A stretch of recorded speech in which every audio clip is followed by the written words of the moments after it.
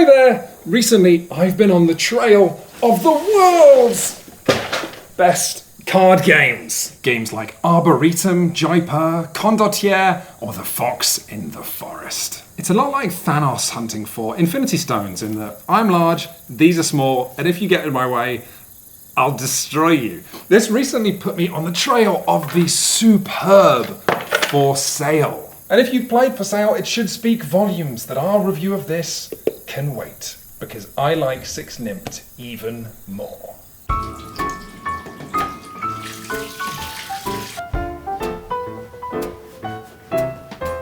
First released in 1994, this is the new 25th anniversary edition of 6 Nimmt, which translates from German as Take 6. But don't judge it by its cover, which looks like an unusually banal Who's That Pokemon? And then also don't judge it by its inside cover, which looks like I've just accidentally opened Tinder. In fact, Wolfgang Kramer is none other than the designer of Shut Up and Sit Down favorites El Grande and Mexica, as well as great games like Downforce and Tikal. So this is one profile that I'll be swiping right on.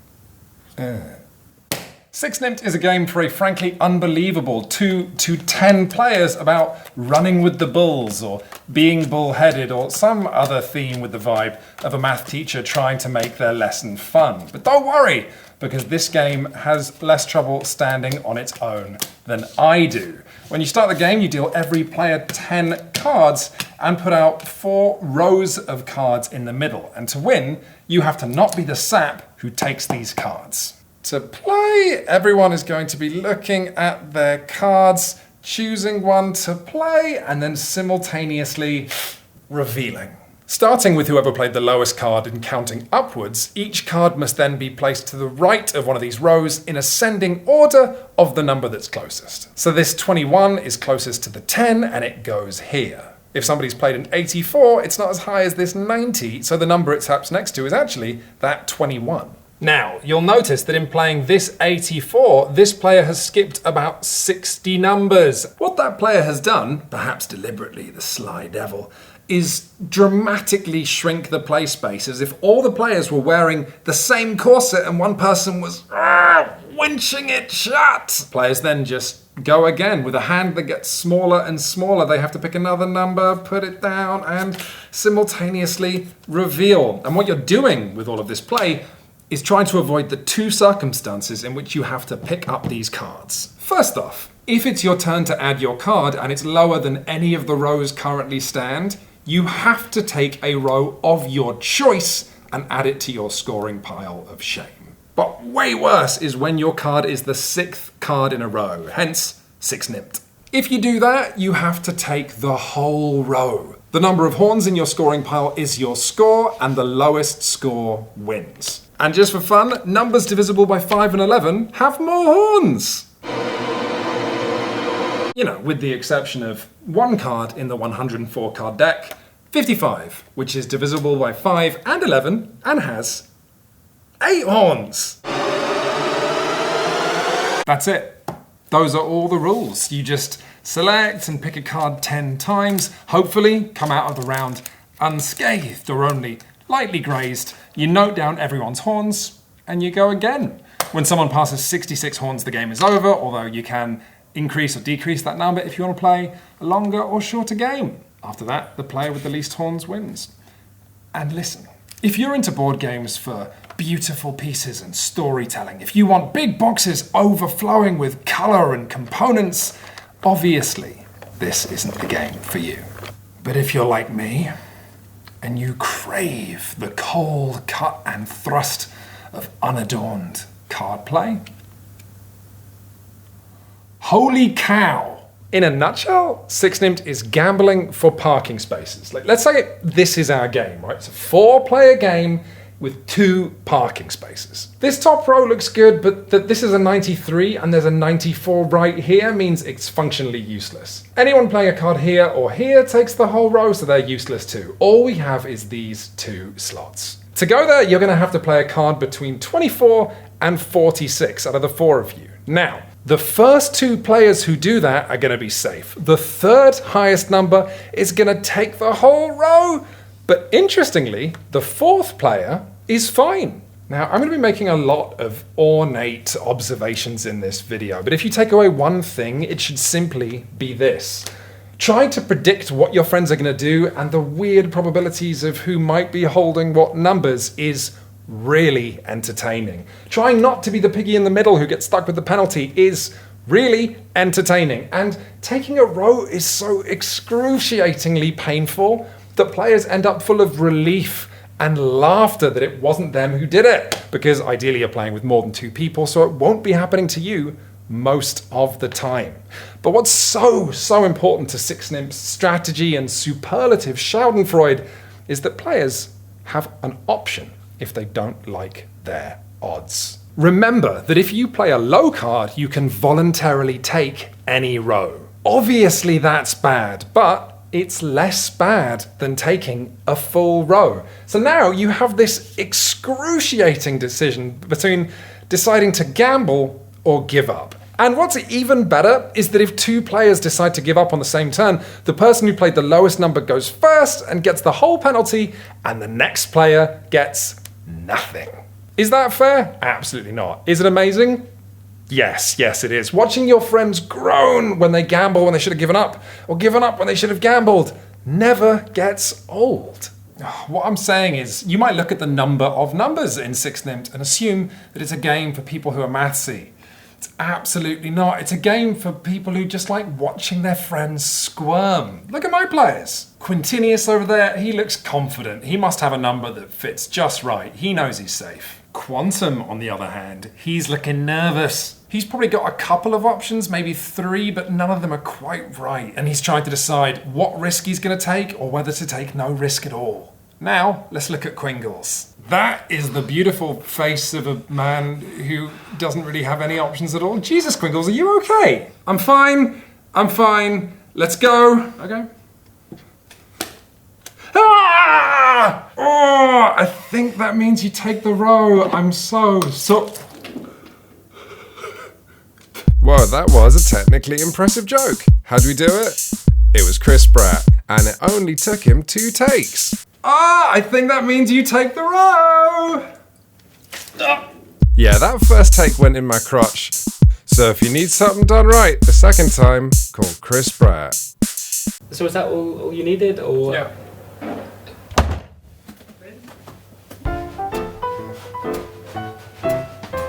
The point I was trying to make with all that is that because everyone's holding different cards in 6-Nimmt, everyone has different problems, and there's real delight in how one turn for you is easy and then for your neighbor it's hard. On another turn, everyone breathes easy. On another turn, things are awful for everyone. Does that sound like a bad thing? I'm trying to not make it sound like a bad thing. Another way to look at it is that simultaneous play in board games is usually a good thing because it makes everything nice and fast for everybody. In 6-Nimmt, it's funny, some players will take way longer taking their turn than others, and that has an intrinsic comedy. It's this combination of tension and silliness that makes me like 6-Nimmt, but what makes me love it is how it ebbs and flows over the course of a round. It's almost tidal, the gameplay equivalent of sitting on the shore and watching the sea.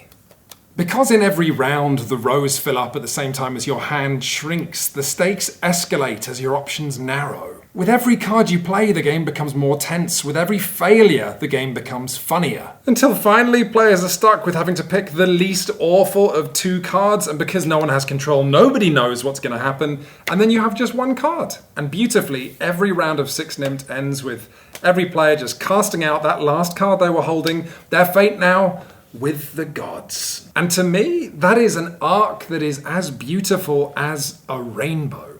It's also something we saw in our series Card Games That Don't Suck when we covered Up and Down the River. Simply having a straightforward game with a hand that grows and shrinks means the game always has that certain je ne sais quoi. It always feels different.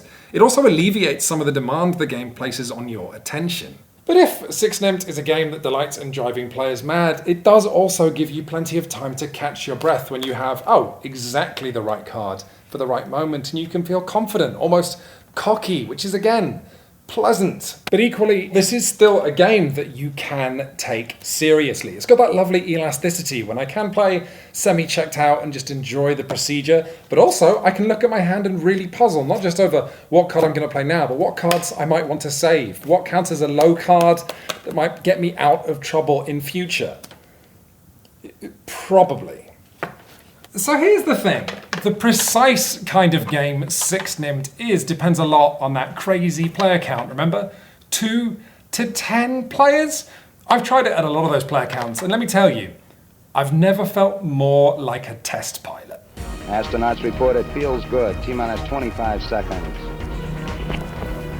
20 seconds and counting. T-minus 15 seconds. Guidance is internal.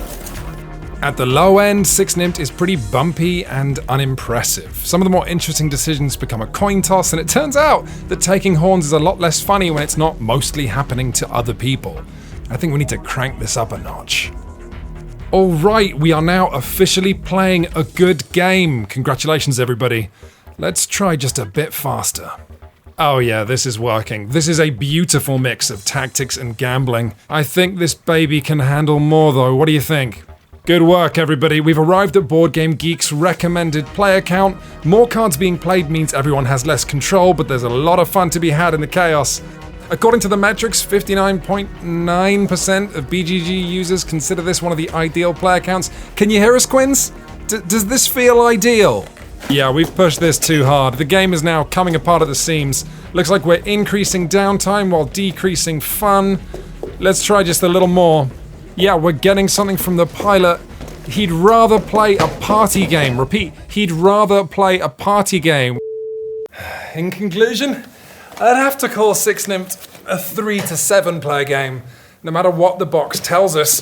But despite that, I now couldn't imagine having a card game collection without it.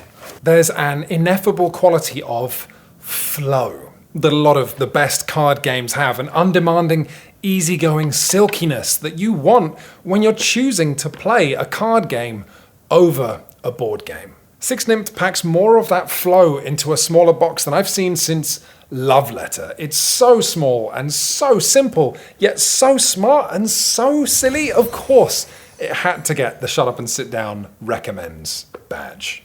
If you're interested, I'd recommend getting the brand new 25th anniversary edition because that adds a variant with a ton of extra power cards, in case you'd rather play something just a little more gamery, and I think they're lots of fun. Or you could just buy the original 6 Nimmt, obviously, or you could buy X Nimmt, but that has a tiny player count, or there's 11 Nimmt. I promise I'm not making these up.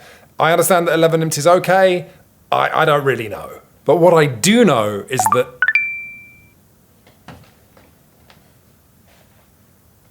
oh my god. Babe, I'm just popping out to buy some consumer goods. Okay. If you've enjoyed this video, we've got lots more. It's what we do. We've got a couple of videos there. Our video on Arboretum's well worth a watch.